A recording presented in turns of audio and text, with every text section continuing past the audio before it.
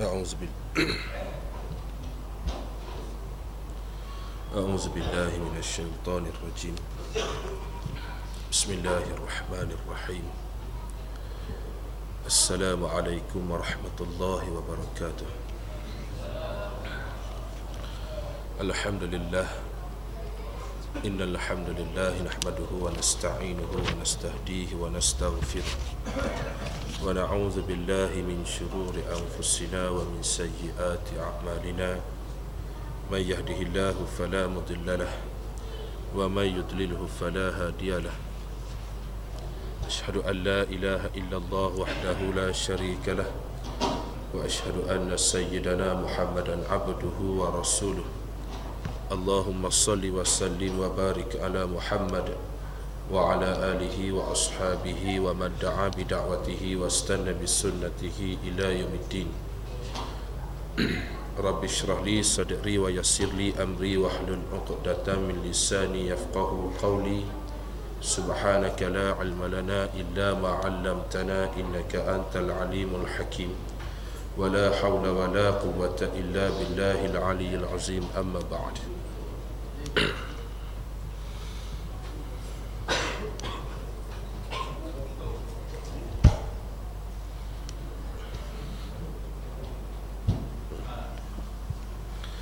Alhamdulillah, pertamanya kita panjatkan syukur kehadrat Allah Subhanahu wa taala kerana pada malam yang mulia ini kita sekali lagi sama-sama dapat bertemu di dalam rumah Allah untuk kita meneruskan siri kuliah bulanan kita, pengajian pada kitab Tanbihul Ghafilin.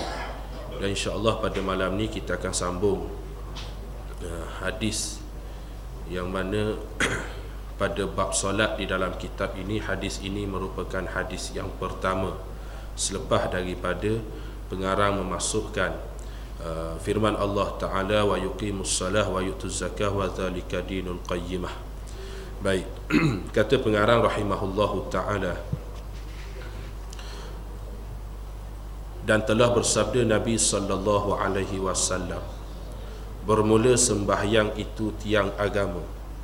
Barang siapa mendirikan, maka senya mendirikan agama, dan barang siapa meninggalkan dia, maka serasa-rasa ia meruntuhkan akan agama.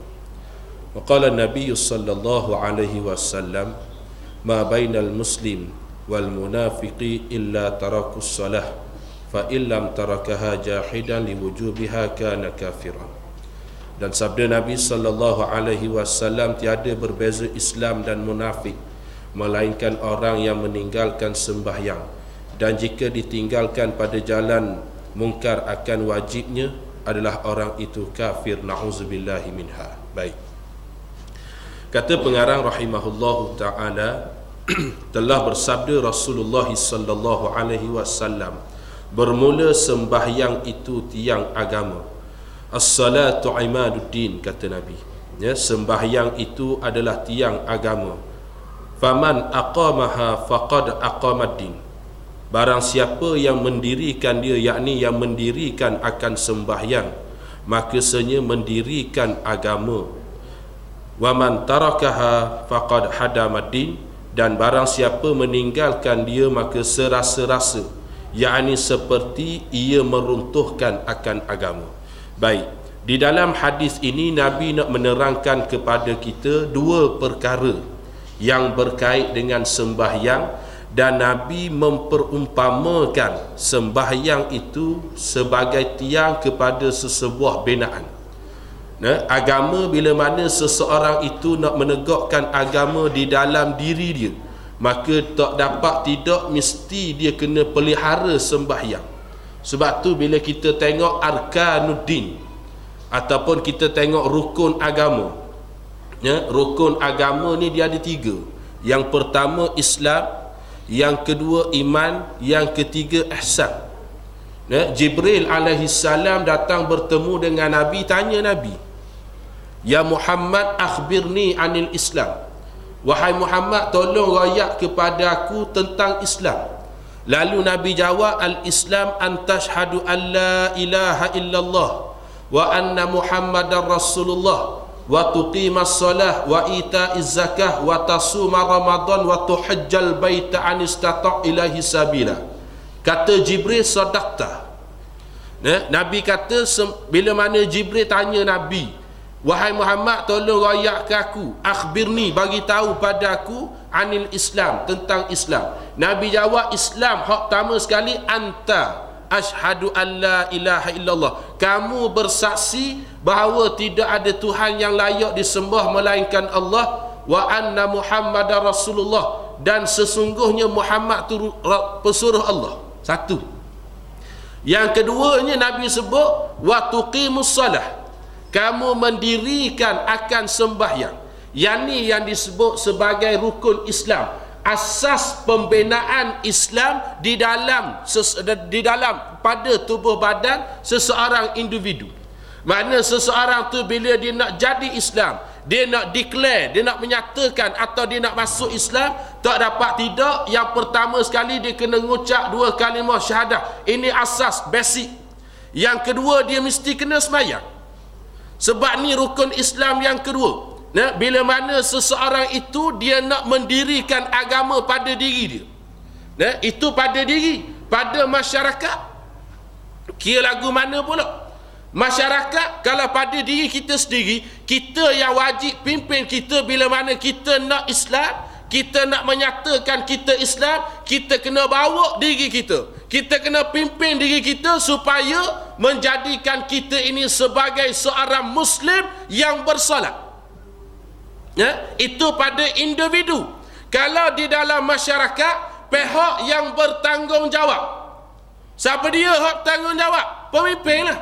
Pemimpin dia kena pastikan rakyat dan masyarakat yang Islam, yang mengaku Islam, yang mengucap 2 kalimah syahadah, yang masa dia beranak, masa mak dia beranak ke dia, ayah dia bang telinga kanan dan iqamahkan di telinga kiri, maka pemimpin wajib buat suatu perkara, buat satu undang-undang untuk memastikan umat Islam kosong, bersih daripada gejala meninggalkan solat. Baru boleh mewujudkan masyarakat yang bersembahyang, baru boleh mewujudkan suatu masyarakat yang membela ataupun yang menegakkan agama. Sebab tu pemimpin wajib buat benda ni. Tapi kalau kita tengok di dalam konteks kehidupan kita pada hari ini, tuan-tuan, ada tak satu undang-undang? Kalau ada, wallahu a'lam, mungkin anda terlepas pandang. Tapi hak yang kita tengok, berasa-berasa tak ada pun satu undang-undang yang memberikan suatu hukuman kepada mana-mana Muslim yang meninggalkan solat fardu. Tak ada. Tak ada pun. Sebab tu perkara gejala meninggalkan solat 5 waktu sekarang ni seolah-olah menjadi suatu fenomena yang biasa. Sedangkan pada Islamnya, pada syaraknya, dosa meninggalkan sembahyang fardu adalah dosa besar kedua selepas syirik. Nampak? Kalau seseorang tu syirik, hukumannya mesti kena pancung. Orang yang tinggal sembahyang kena pancung juga. Orang zina kena sepak. Orang curi kerak tangan. Orang menuduh orang berzina kena sepak. Orang minum arak kena sepak.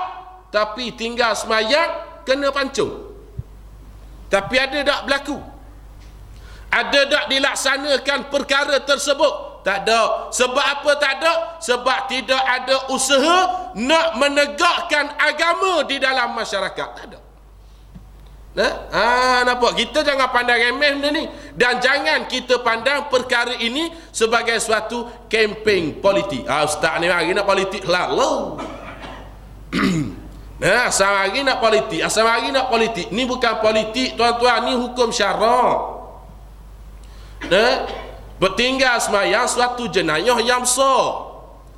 Nampak? Tinggal semayang satu jenayah yang besar. Sebab tu Nabi sebut dalam suatu hadis, tarikus salah aduwullah, meninggalkan semayang orang ni musuh Allah. Wa aduwur rasul, musuh para rasul. Wa aduwul mu'minin, dan musuh orang-orang yang beriman. Siapa dia? Orang yang tinggal sembahyang fardu. Allahu Rabbi. Nabi kata musuh Allah orang ni. Orang hak tinggal semayang. Nabi kata orang ni musuh para rasul, orang hak tinggal semayang. Nabi kata orang hak tinggal semayang ni musuh orang yang beriman. Nampak?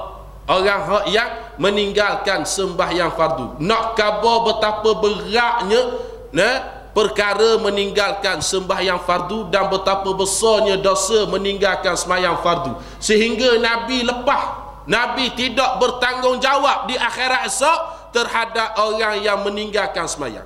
Orang yang tak sembahyang Nabi tak bertanggungjawab. Orang tak sembahyang Nabi tak pandang di akhirat. Na'udzubillah. Orang tak sembahyang Nabi tak boleh beri syafaat. Nabi tak beri syafaat, tuan-tuan, jangan main-main. Orang yang buat kerja yang durhaka selain daripada tinggal sembahyang, boleh lagi Nabi nak beri syafaat. Sebab tu berlaku suatu hadis, satu kisah, kalau tak silap ana, berlaku pada seorang ulama yang bernama Hasan Basri rahimahullahu ta'ala. Ketika mana Hasan Basri berasa panas, tak buka kipas, berasa peluh dah. Jangan marah, kita panas, mungkin malam ni panas sikit lah malam ni. Waktu yang dia peluh derah. Jangan marah je. Ketika mana satu hari Hasan Basri dia nak pergi Mekah buat haji, tunai haji, dan ketika mana dia nak tawaf. Masa dia nak tawaf, dia melihat ada seorang pemuda.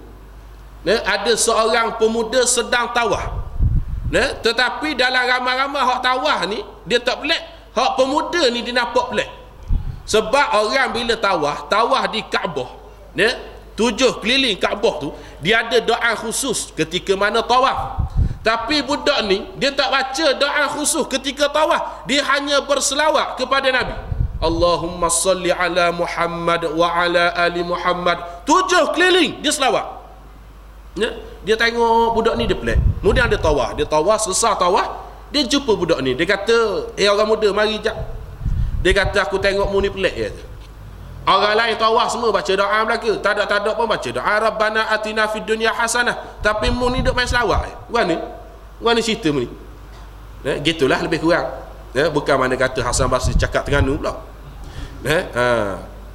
Lalu pemuda ni dia kata wahai tuan, saya ni kali kedua saya mari Mekah buat haji ni. Tahun lepas saya mari dah sekali, saya mari dengan ayah saya. Tengah-tengah tawaf, ayah saya jatuh dan mati. Bila ayah saya mati, yang menyedihkan saya, orang tak peduli pun kepada jenazah ayah saya, sebab jenazah ayah saya ni bertukar jadi hitam hangus tubuh badan. Hitam hangus daripada atas sampai ke bawah, hitam hangus. Dan masa tu saya berasa sedih, saya menangis. Sedih sangat, menangis sangat, sehingga saya tertidur di pinggir Kaabah. Tengah-tengah tidur, kata dia, saya bermimpi bertemu dengan Rasulullah. Rasulullah mari dalam mimpi saya. Dia Rasulullah ni, kalau kita mimpi jumpa Rasulullah, kata ulama, dia mari mengaku diri dia sebagai Nabi, sebagai Rasulullah, makna Nabi dah tu. Dan mengajar ataupun menyuruh sesuatu perkara yang tidak bertentangan dengan hukum syarak. Maknanya Nabi sungguh. Nampak? Jadi Nabi mari dalam mimpi dia. Nabi kata kepada dia, wahai orang muda, sesungguhnya ayah kamu ni seorang yang fasik, tetapi oleh kerana ayah kamu ni sentiasa berselawat kepada aku, nescaya pada hari ini aku kurniakan syafaat aku kepada ayah kamu. Nampak? Makna bila orang buat haji, dah tentulah dia semayang. Cuma dia buat kerja fasik hak lain, mungkin kerja lain, tapi dia tak tinggal semayang. Ada perkara maksiat hak lain yang dia buat. Sebab tu Nabi boleh lagi beri syafaat. Dan dia tersedar, terjaga daripada tidur dia. Dia melihat tubuh badan ayah dia ni kembali cerah balik seperti sedia kala. Makna tak jadi hangus dah. Tak jadi hitam, tak jadi hangus, jadi putih semula. Jadi biasa balik. Nampak? Ini orang yang memperolehi syafaat Rasulullah. Tapi kalau orang tak semayang, orang yang tinggal semayang, nescaya orang ni tidak akan berolehi syafaat daripada Nabi, sehingga Nabi umpamakan waman tarakaha faqad hadamaddin, dan barang siapa yang meninggalkan sembahyang seumpama orang ni meruntuhkan agama, nak menunjukkan betapa besarnya dosa orang yang meninggalkan sembahyang. Allahu Rabbi, tuan-tuan. Hari ni kita tengok ramai mana orang tak sembahyang.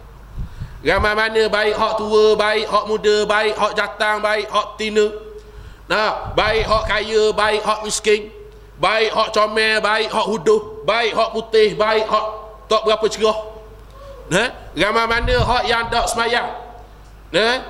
Sebab dia tidak mengenal Allah Subhanahu wa taala, satu, dan yang kedua, dia tidak ada rasa gerung, tidak ada rasa takut kepada azab Allah, sedangkan Allah dah kabadah, Nabi dah kabadah, orang hak tinggal semayang sepatutnya orang ni kena bunuh, kena pacung. Tapi dah undang-undang ini tidak dilaksanakan di mana-mana tempat, maka tidak ada sebarang ketakutan kepada orang yang nak meninggalkan sembahyang. Nampak? Orang lebih takut lagi langgar lampu merah daripada dak sembahyang. Langgar lampu merah takut berapa? 300 riyal bah. Bawa kereta laju, laju bawa kereta, lampu merah, menyasar brek pukul 3 pagi, traffic light. Kereta sutir habuk pun tak ada, melainkan dia sekor diri je atas jalan tu. Dah berapa mu berhenti? Lampu merah. Dah ada kereta tak? Tak ada. Dah berapa dah jalan? Tak boleh 300. Taat sungguh pada undang-undang manusia. Taat sungguh pada peraturan manusia. Tapi pada peraturan Allah, undang-undang Allah, sekor habuk tak laku. Ni bukan kasar, nasihat. Bukan marah ni, marah lain. Ni bukan marah. Sebab tak ada orang laksanakan peraturan Allah, jadi orang tak tahu peraturan Allah lagu mana, batu orang tak takut. Pakai seat belt, naik kereta pakai seat belt, tarik. Berapa pakai seat belt? Kita kena patuh kepada undang-undang, kena patuh kepada peraturan. Dah berapa undang-undang Allah mu tak patuh? Undang-undang manusia mu patuh, peraturan manusia mu patuh, berapa pada peraturan Allah Ta'ala mu tak patuh? Orang kata, JBJ kata nak naik kereta sebelum jalan, kena cek dulu cermin pandang belakang, kena pastikan cermin pandang belakang duduk di tempat yang betul. Kemudian kena cek segala lampu signal, lampu isyarat, pastikan semua nyala. Sebelum masuk gear pakai seat belt. Taatnya kita, patuhnya kita. Tapi pada peraturan Allah dok stabur. Bapa taat ingat? Kena taat ustaz. Peraturan kerajaan kena taat. Bapa anak kita sekolah kerajaan. Nampak? Lagi bila bini kita nak beranak atau hospital kerajaan. Lagi bila ada benda-benda minta bantuan kerajaan, baru ni boleh 500 riyal. Walaupun orang tuduh orang hak boleh 500 riyal ni haiwan belaka. Wahai bukan hak boleh 500 tu haiwan, hak bagi tu dia mengibaratkan orang terima tu sebagai haiwan. Hak tukar beri, faham tak? Hak tukar beri, lepas mu beri mu sembelih. Nampak? Lagi mendapat lagi anak sekolah kerajaan, semua hak kerajaan belaka. Kita kerja kerajaan ustaz, kerajaan bayar gaji, jadi kena patuh lah, kena taat lah. Baik, dah mu duduk ni atas bumi siapa? Bumi kerajaan ke bumi Allah? Bumi Allah. Mu seduh udara siapa? Udara kerajaan ke udara Allah? Udara Allah. Mu makan nasi siapa beri? Allah. Hidungmu tu hak mu buat ngidu tu siapa beri hidung? Allah. Matamu tu hak mu buat menengok melihat tu siapa beri mata? Allah. Telingamu hak yang boleh dengar tu siapa beri telinga? Allah. Lidahmu, mulutmu hak boleh cakap siapa beri? Allah. Kakimu hak boleh jalan siapa beri kaki? Allah. Tanganmu hak mu boleh nulis, Hak mu boleh makah, boleh benda apa nama ni, beri boleh terima. Siapa beri tangan? Allah. Dah apa mu dak taat pada Allah? Betul tak Kuat kau sikit. Betul. Marah gaya.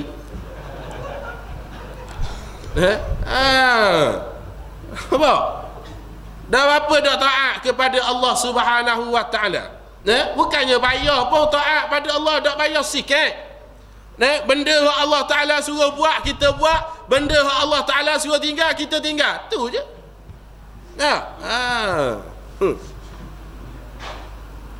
Marah malam ni. Marah orang kan ber.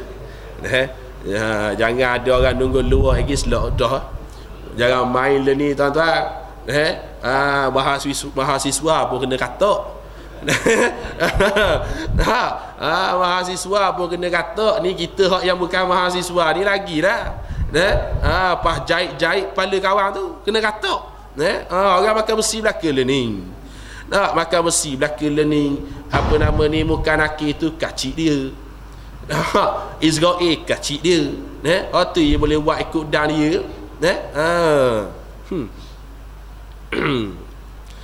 Qala Nabi sallallahu alaihi wasallam, ma bainal muslim wal munafiqi illa tarkus salah, fa illam tarakaha jahidan liwujubiha kana kafiran.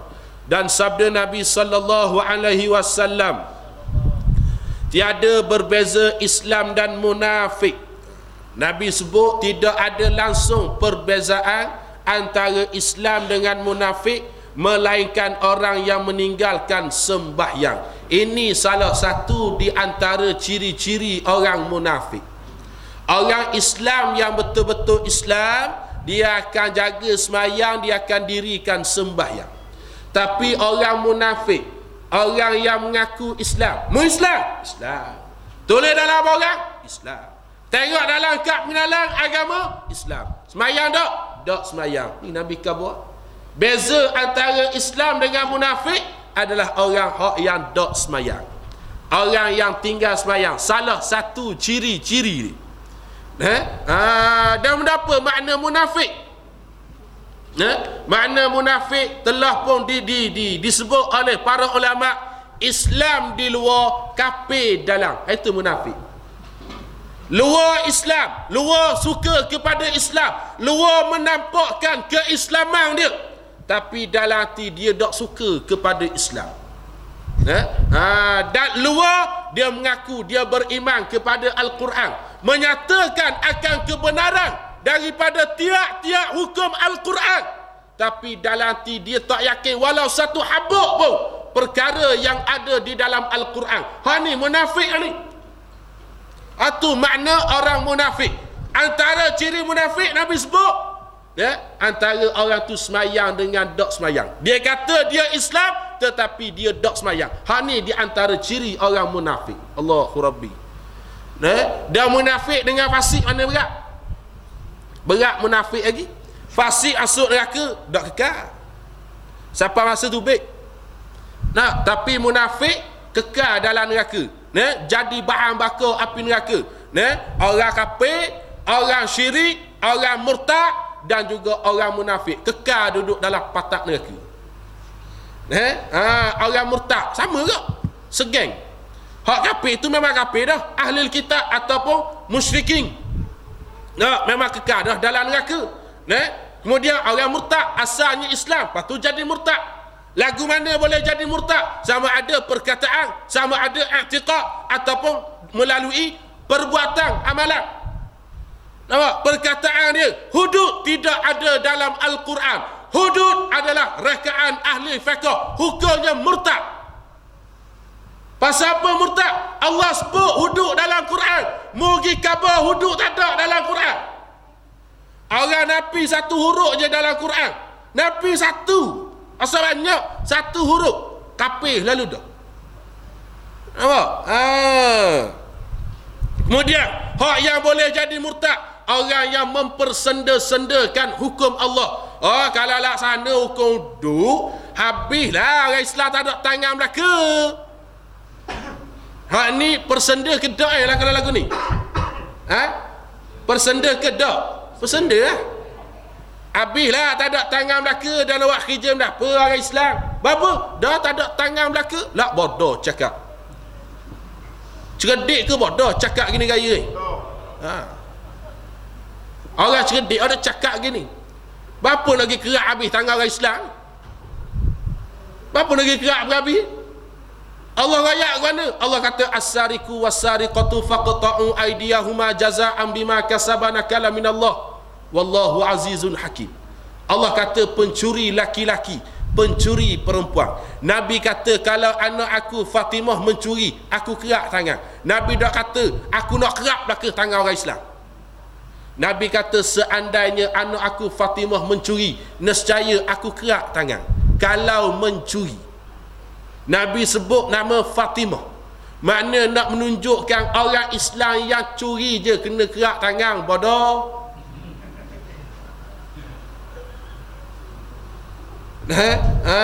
Hak dak curi berapa nak pergi kerak tangan dia. Batu cakap biarlah cerdik. Kalau bodoh duduk diam, jangan cakap. Nampak? Orang hak cakap dak guna kepandaian. Orang ni haiwan, bukan hak terima 500 riyal tu haiwan.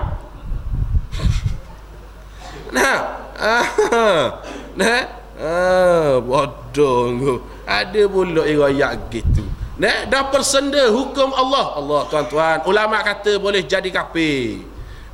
Boleh jadi murtad orang yang mempersendakan hukum Allah, orang yang menafikan hukum Allah. Bapa boleh jadi kafir. Menafikan hukum Allah artinya menafikan hak Allah. Hukum Allah ni hak Allah. Orang kalau orang nafi hak kita marah hak. Kereta kita, bayar muka duit kita, bayar bulan-bulan duit kita, dah ada orang nak mari ambil. Berapa? Bukan keretamu. Kita kata kereta kita ni kita bayar bulan-bulan, 2 tahun lagi habis. Ada kata dah bukan keretamu, JKK ni royak kereta dia. Dah kita marah hak. Orang menafikan hak kita marah hak. Marah. Bini kita nikah dengan dia 10 tahun. Dia beranak ke anak kita 3 orang. Dah ada orang ni mari, dia kata bukan bini mu ni. Dah tak ada bini siapa-siapa, bukan bini mu. Nikah mu itu tak sah. Bapa tak sah? Tak ada wali. Tak ada wali pala bapak pun. Kita kata contoh ni, contoh. Jangan marah. Nak contoh. Kita bincang. Hak ayah ni jadi wali tu benda apa? Kita kata. Nah, bapa pula nak ambil bini aku suka-suka hati ya? Mana hak kita? Kita orang nak ambil hak kita, itu marah hak. Marah. Piti kita duduk dalam kocek kita. Orang nak mari ambil. Nak ambil apa? Nak ambil piti. Piti mana? Piti dalam kocek mu. Bapa nak ambil? Piti aku. Bukan pitimu, piti aku. Kita marah. Marah. Ini kan pula hak Allah. Hukum Allah, hak Allah. Bukan hak kita. Dada kita nak napi-napi pula. Oh, sedap gamuk dia cakap. Sedap gamuk dia. Hak yang kita belik hanya tak ada seka ahli agama hak dalam negara, hak yang bagi komen. Hak nasihat, hak perbetulkan balik. Tak ada, semua senyap belaka, tak kata apa. Hak cakap, hak yang bagi komen, hak yang dimarah, ustaz-ustaz apa ni ya?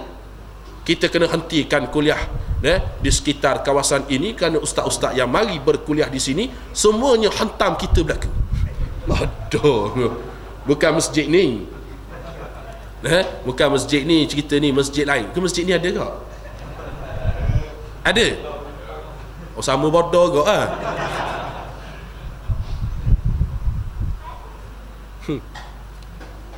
Lapar perut dah rasa. Ada makan? Ada? Hak tu nak dengar? Malalah. Lain macam bunyi. Lain macam bunyi, macam ada orang masuk dah.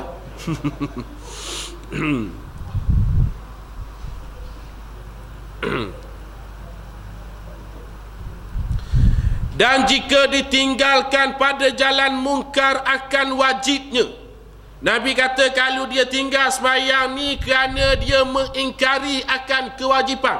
Maknanya dia kata sembahyang ni tak wajib. Sebab tu dia tak sembahyang. Orang tanya berapa muda semayang? Semayang dak wajib walaupun satu waktu. Berapa muda semayang subuh? Subuh dak wajib. Semayang 4 kali sehari je wajib. Zuhur, Asar, Maghrib, Isyak. Dah subuh dak wajib. Batu kita dak semayang. Orang kata kunut je dak wajib. Semayang subuh wajib. Doa kunut dak wajib. Dak wajib semayang subuh. Jadi semua hak semayang subuh ni dak betul belaka. Sebab subuh dak wajib. Walaupun satu waktu je dia ingkar kewajipan, jadi kafir, jadi murtad selalu dah. Nampak? Batu katanya Dr. Mustafa Bura, Dr. Mustafa Akhing.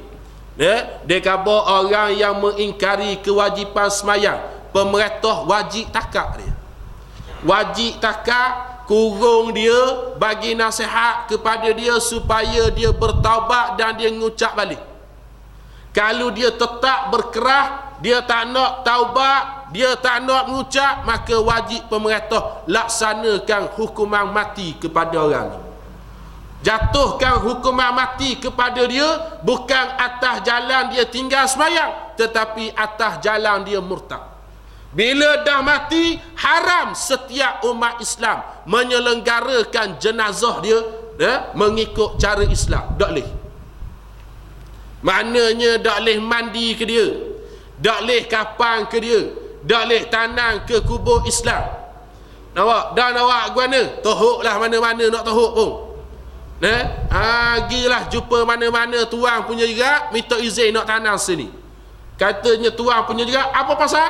Ini orang solat murtad kita taklah boleh tanam kubur Islam, kita tanam sininya. Kita pun taklah terima orang murtad, kata dia. Kita taklah terima orang murtad. Nasib tanam mana-mana pun. Batu kadang Cina pun cerdik ke, tuan-tuan jangan main. Batu baru ni anda jumpa Cina seorang. Cina kedai kong, kita pergi sebih kong kereta kita. Betulan balik kuliah muslimat. Pergi sebih kong pakai jubah, kat serbang. Kapiah tak kat serbang, kapiah. Sembang. Nampak ceritalah pasal mati. Kita tanya dia, orang Buddha ni kepercayaan mati dia gimana? Percaya dah azab kubur, nikmat kubur? Dia kata dia ada azab kubur, nikmat kubur. Lepas tu kita tanya dah, kalau orang tu banyak dosa, sebab tu dia kata kalau hak dia ni banyak, orang dia banyak dosa, mati dalam keadaan banyak dosa, dia tak tanang siang-siang hari gini. Malaikat kerja dia apa? Dah tanang dia, tanang lepas pukul 5 lah. Lepas pukul 5 malaikat tak kerja. Pagi esok malaikat paskat, tak ada rekod baru. Kita itu macam lah. Nampak? Kalau mau tanam mesti kena tengok time 8.5. Antara 8.5 pukul 1 pukul 2 boleh tanam. Kita tanya apa pasal? Itu malaikat berhenti makan. Lunch hour. Nampak? Itu kepercayaan dia. Kita nak buat mana? Nak buat mana? Lepas tu kita tanya pula, itu bangkit lepas mati bangun adalah itu akhirat punya, mau pergi surga, mau pergi neraka. Ada surga, adalah neraka, adalah. Surga apa macam mau masuk, mesti kena baik-baik baik-baik masuk surga, jahat-jahat punya orang masuk neraka. Lepas tu kita tanya dia, kita Islam sama juga ada bangkit itu, dipanggil mahsyar. Kita mau pergi jalan sebelum masuk syurga atau neraka, kita ada satu tempat dipanggil mizan. Apa itu mizan? Itu tempat timbang banyak itu baik ataupun buruk kita punya. Kita pun ada, kita punya ada timbangnya.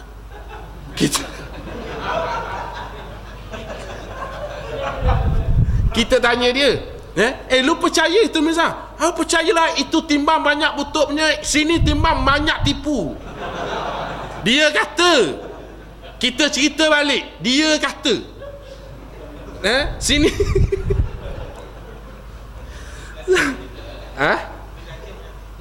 dia kata dah lacing. Dia kata ni timbang, sini timbang banyak tipu.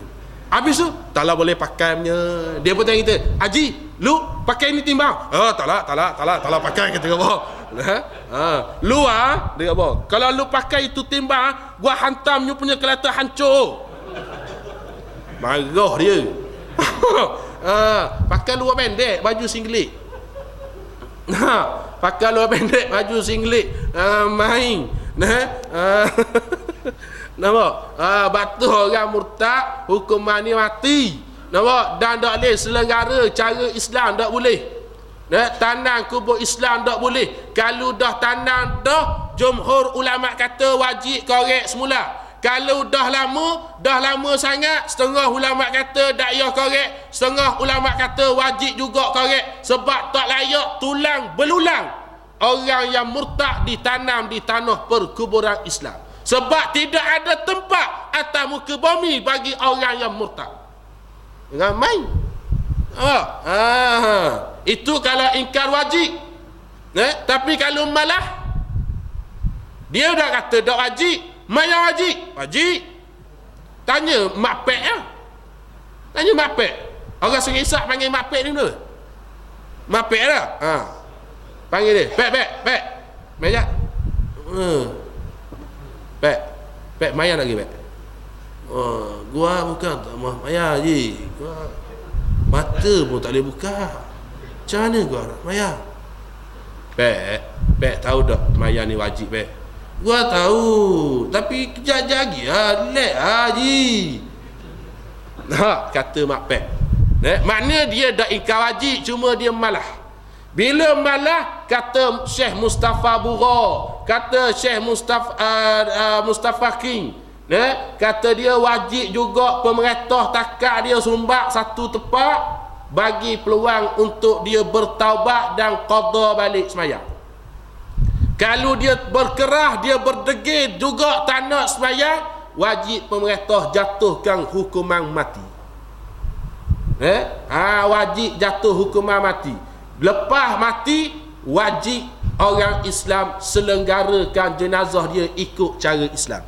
Mana mandi wajib mandikan dia, wajib kafankan dia, wajib sembahyangkan dia, dan wajib tanam dia di perkuburan Islam. Sebab mana? Sebab dia mati dalam keadaan bukan kafir. Ini pandangan dalam mazhab Syafi'i. Dalam mazhab lain tinggal sembahyang kafir lalu dah. Dia berdalilkan hadis Nabi sallallahu alaihi wasallam, man taraka salata muta'ammidan faqad kafara jihara. Barang siapa yang meninggalkan sembahyang walau satu waktu dengan sengaja, faqad kafara, maka sesungguhnya telah kafirlah ia. Dengan secara terang-terang masuk qa pada fi'il madhi. Maka sesungguhnya telah pun kafir dia ni. Nampak? Cuma Imam Syafi'i, dalam mazhab Syafi'i kena tengok, kata Imam Syafi'i tengok dulu dia tinggal sembahyang ni kerana benda katla atau inada, ingkar wajib ataupun malas sembahyang. Kalau malas sembahyang jatuh gak hukuman bunuh, cuma wajib diselenggarakan mengikut cara Islam, kerana bukan dia dijatuhkan hukuman bunuh kerana dia murtad, tetapi hanya kerana malas sembahyang, kerana fasik, kerana malas sembahyang. Tapi mati gak. Hukuman mati gak, jangan main.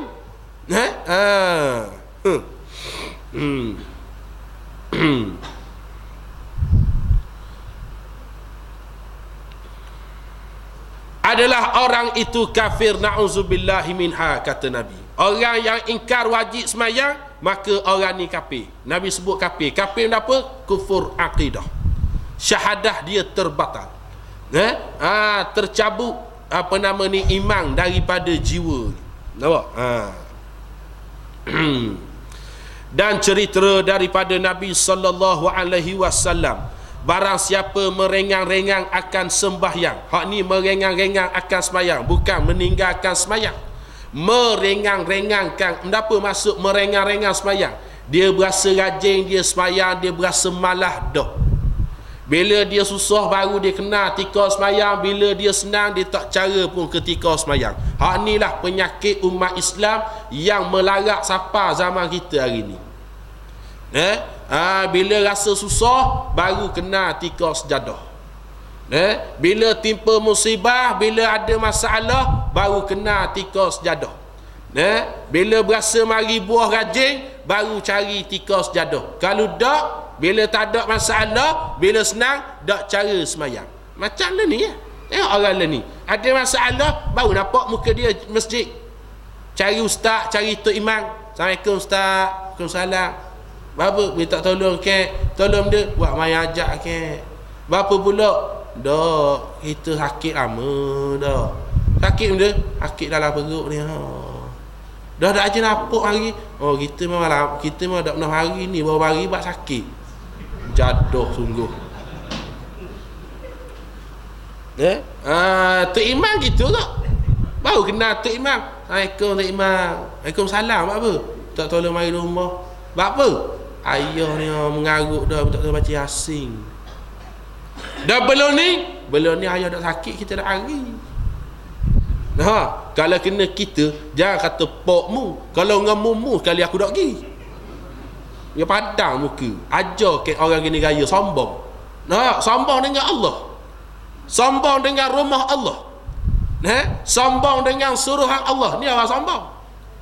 Orang sombong, Nabi sebut, antara hadis yang Nabi sebut, apa benda ni? Al-mutakabbiru ma'al mutakabbiri sadaqatun. Sombong ke atas orang yang sombong merupakan satu sedekah. Sombong atas orang sombong. Dia sombong dengan Allah, kita sombong balik dengan dia. Mu siapa? Kalau bahasa mak rempit kata, lu siapa dah? Bahasa mak rempit lah. Ni orang hak rengan-rengan semayang. Lalu kata Nabi, maka diseksa atasnya 15 perkara. Nabi khabar 15 perkara. Dan 6 perkara ada di dalam dunia, dan 3 perkara ada pada ketika matinya, dan 3 perkara di dalam kuburnya, dan 3 perkara ketika bertemu dengan Tuhannya. Maka sembah para sahabat, ya Rasulullah, apa-apa seksa yang ada di dalam dunia ini? Maka sabda Nabi sallallahu alaihi wasallam, pertama sekali diambil oleh Allah Ta'ala akan berkat daripada umurnya. Allahu Rabbi. Ni balasan bagi orang merengangkan semayang. Dalam dunia Nabi kata 6 perkara. Yang pertama sekali Allah cabut keberkatan daripada usia. Kenapa maksud cabut berkat daripada usia? Maknanya sepanjang usia tidak ada langsung dihabiskan usianya ke jalan Allah. Ada. Tidak ada usianya, sisa-sisa hidupnya dihabiskan ke jalan Allah. Tidak ada langsung sisa-sisa hidupnya dihabiskan untuk mendekati rumah-rumah Allah, majlis-majlis yang Allah redha. Tak ada. Ni tanda Allah Ta'ala tarik keberkatan daripada umur. Allahu Rabbi, tuan-tuan berat. Sebab tu kata Al-Imam Ghazali rahimahullahu ta'ala, Imam Ghazali pesan kepada anak murid dia. Kata Imam Ghazali, mu balik bagi tahu kepada kaum keluarga, sahabat-sahabat, sanak saudara, sekiranya kalau umur dah 40 tahun naik ke atas masih lagi melakukan maksiat kepada Allah, bagi tahu kepada mereka, bersiaplah. Ni kata-kata Imam Ghazali pada anak murid dia. Anak murid dia tanya, bersiap untuk apa wahai tuan guru? Jawab Imam Ghazali, bersiap untuk Allah humbankan ke neraka. Maknanya Imam Ghazali sebut ni berdalilkan daripada hadis Nabi. Orang yang umur 40 tahun, baik laki baik perempuan, 40 ke atas, pada ghalibnya dia tidak akan dapat hidayah dah. Sebab Allah Ta'ala dah tutup dah pintu hati dia. Hati dia dah jadi kerah. Hati dia dah mati. Bila hati dah mati, royak gajah, rimah, khubah gajah pun tak ada apa dah. Ambil spekar sekekuk atas kepala, tak jadi apa. Jangan kata dia duduk pirang kita ngajar spekar duduk tala ke rumah dia. Ambil spekar sekekuk atas kepala dia. Umur dah 60 tapi tak pernah semayang. Sekekuk atas kepala. Oi, orang dah semayang boleh jadi kafir. Tak layan. Hei, rakyat dia, orang dah semayang hina pada kambing. Orang dah semayang ni hina pada kambing. Orang dah semayang hina pada anjing gila. Dia lah. Ada. Berapa? Hati mati lah. Hati mati lah. Nah, jangan main.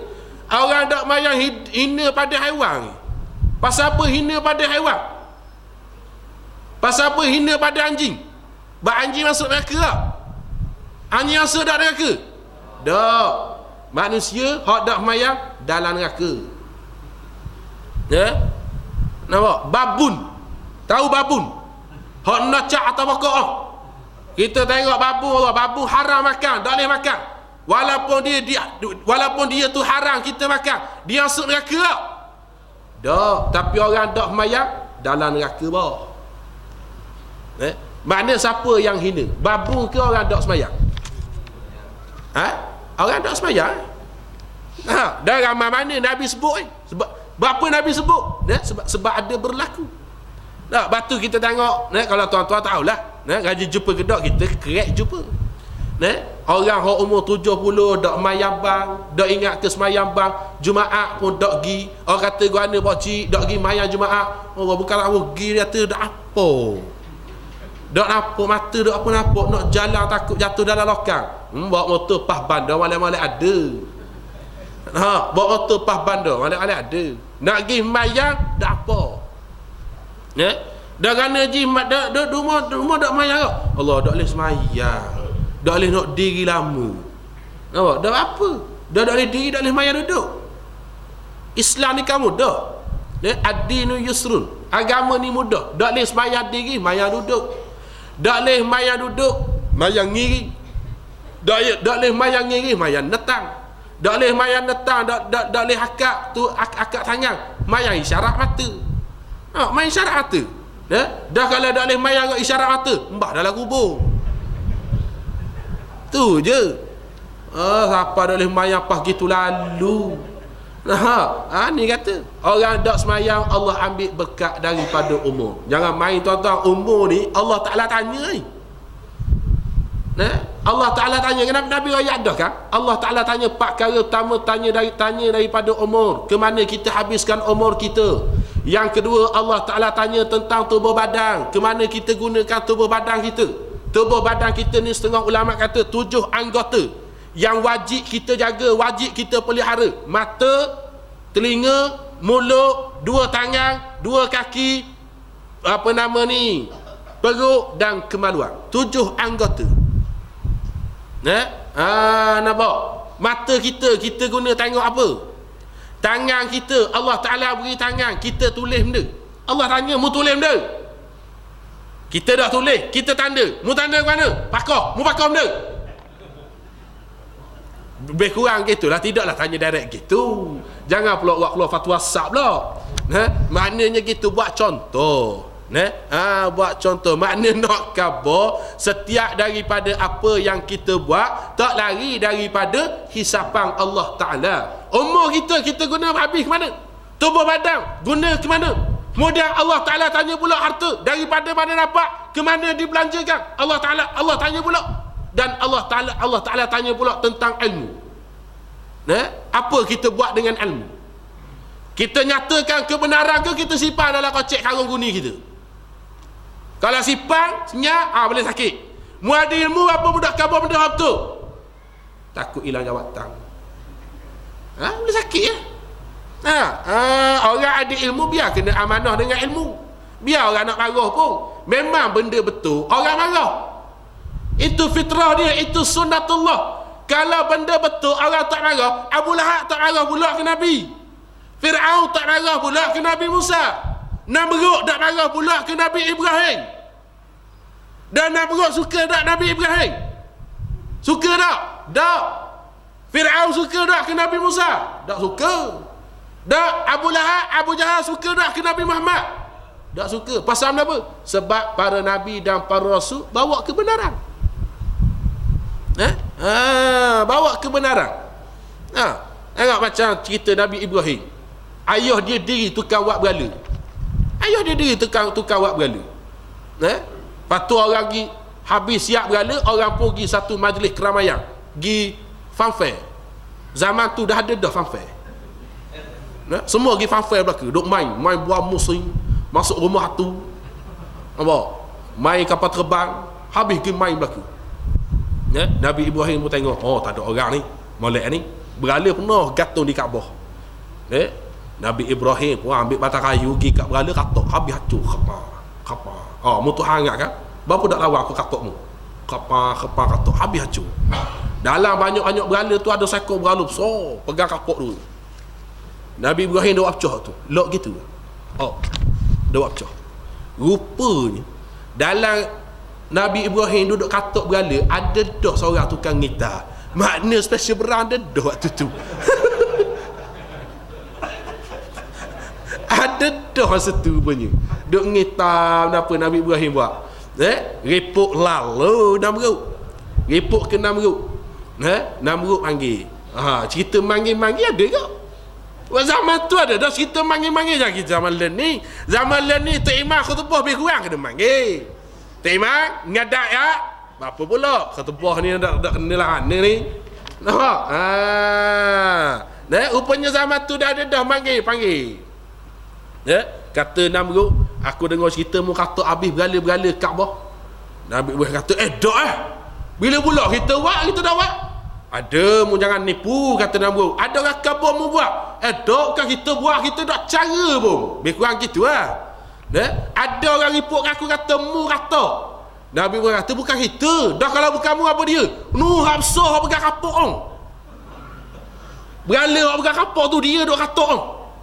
Jawab Namrud, dia tu berhala, patung, mana boleh kata hak lain. Jawab Nabi Ibrahim, dah mau tahu dia patung, yang bersembah dia buat apa? Dah tahu dia patung boleh gerak tak? Dah. Ada kuasa tak? Tak ada. Yang bersembah dia buat apa?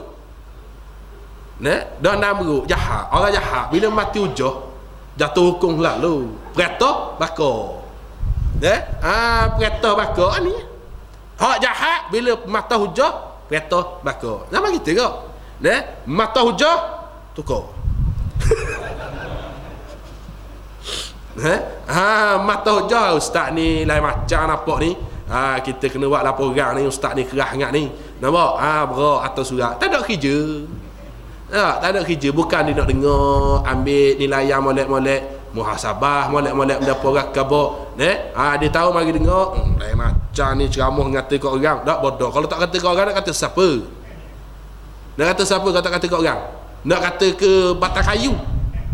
Nak kata ke tiang elektrik? Nampak? Dia tahu gitu lah. Kita atur laporan. Ustaz ni pun blacklist. Tapi bukan sini cerita ni. Bukan Sungai Sak 3 ni. Cerita ni berlaku di Johannesburg, Afrika Selatan.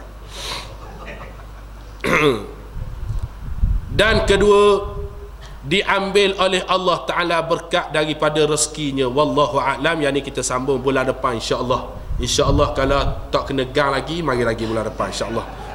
Tapi dah kalau kena gang tak ada arah lah.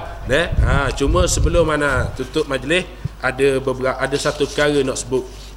Ada satu perkara kita nak sebut. Sekala kita mari kita bawa tabung sekolah kita, kafar kita. Cuma malam ni kita mari kita tak bawa, dan sengaja kita tak nak bawa. Sebab bulan lepas setelah daripada sini kita balik keesokan harinya kita buka tabung, kita nak kira duit nak masuk dalam tabung sekolah. Tiba-tiba kita dapat satu nota. Nota ni kita bawa, tabung kita tak bawa. Nota ni berbunyi, tahniah berjaya menipu orang Sungai Sak, bertaubatlah, janganlah jadi penipu tega. Dia rakyat gitu. Maknanya dituduh kita lah.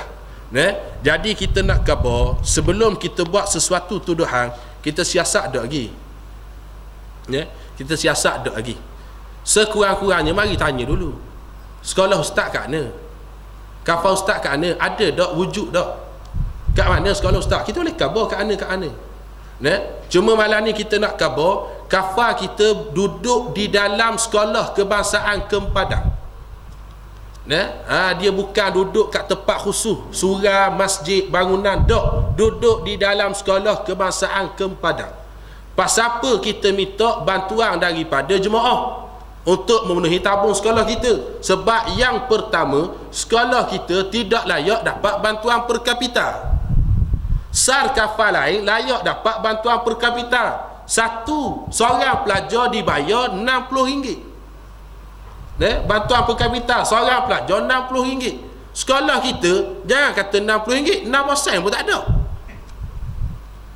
Satu. Yang kedua, sekolah lain dapat bantuan allowance daripada majlis agama. Sekolah kita tak dapat. Sekolah kita hanya dapat allowance guru kafar je, hak RM800 sebulan. Itu sahaja. Tabung tak ada. Dan sekolah kita pula, sekolah kita tak ada yuran. Tak ada yuran bulanan. Bila buat di dalam sekolah kebangsaan tidak boleh dikenakan yuran bulanan. Kalau lain ada RM30, ada RM50, ada RM15, ada RM20. Kalau kita tak ada walau sesen. Yang ada yuran pendaftaran RM10 setahun. Dan kenapa perlukan kita kepada tabung serta bantuan tu? Yang pertama nak bayar buku. Buku kena beli. Buku budak kena beli. Memang betul mak ayah bagi duit buku. Tapi sebelum mak ayah bayar, kita kena dahulukan duit kita dulu. Kita ambil buku, kita kena bayar kepada syarikat buku cash, tak boleh hutang. Mak ayah bayar hutang. Hak tahun lepas pun ada lagi tak bayar. Cerita betul, hak tahun lepas ada lagi tak bayar. Kertas soalan kena beli. Kertas soalan kena beli, tuan-tuan. Satu set untuk seorang budak lebih kurang RM15 untuk satu subjek, satu mata pelajaran. Dah sekarang ada 7 mata pelajaran. Kalau satu kelas ada 20 orang, pelajar kita semua ada dalam 87 orang. Cuba tuan-tuan kira berapa? Kita malah nak kira. Jadi sebab tu kita tak ada cara lain. Ana dulu daripada TUDM, kemudian ditukarkan masuk situ. Bila masuk situ, kita mesyuarat dengan guru pun cerita keadaan sekolah ni. Jadi kita berkata, cuba buat gini, dah buat tak boleh. Cuba buat gini, dah buat tak boleh. Dan kita cuba pula buat, tak boleh. Lalu tidak ada jalan lain melainkan mengharap belah ihsan daripada orang ramai. Tiba-tiba bulan depan dapat pula nota gini. Ia balut dengan PT Seria. PT Seria tu lebih kurang macam bola lepas kereta. Tuan-tuan nak khabar, kita tak nak tahu siapa hak begini. Kita tak nak tahu siapa hak begini. Itu mungkin hak dia, tak apalah. Tak tahu siapa yang buat fitnah ni, wallahu alam, dan kita pun tak nak cari siapa-siapa. Cuma kita nak sebut, yang pertama sebelum buat keputusan tanya dulu. Yang kedua, kalau berasa tak nak pergi, tak payah pergi. Berasa tak mau beri, berasa tak percaya, aku tak yakin ustaz ni, tak payah pergi. Bapa mengingat aku bodoh sangat tak tahu hukum.